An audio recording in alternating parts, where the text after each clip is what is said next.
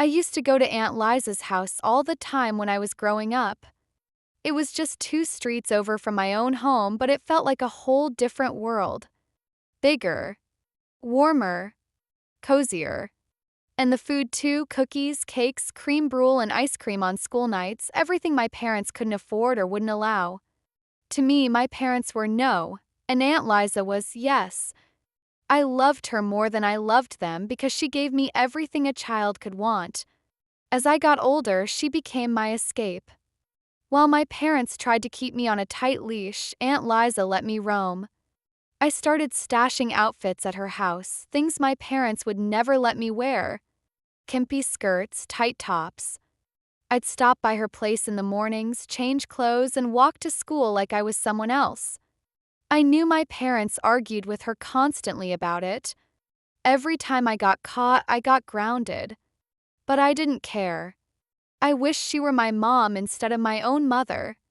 Aunt Liza slipped me cash on weekends, told me not to tell anyone, and gave me this sense of freedom, like I didn't have to rely on anyone, not even my parents who never seemed to have enough.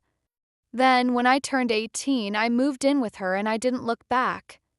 Not at my mother's quiet tears or my father's hurting eyes masked as anger. Living with Aunt Liza was no curfews, no questions, no judgment. I wore what I wanted, stayed out as late as I pleased, dated who I liked. She never reined me in, never said no, always bailed me from jail with a smile saying, "You're only young once." And then she died suddenly. A vicious cancer that took her within a month of her finding out. She left a simple will that surprised me. It was written in big scrawling letters that showed how much pain she was in. Every damn thing to Lillian alone. Properly witnessed by the priest and a nurse at the hospital. It was while I was packing up her room that I found the other will. It was 2 sheets of paper she had crumpled up and tossed in the trash can by her bed.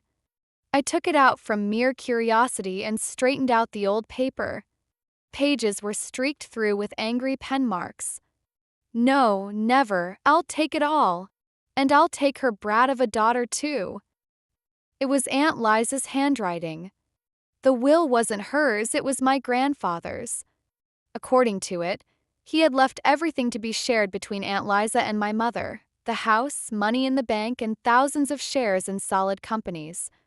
But my mother had never seen a cent of that inheritance. Ever.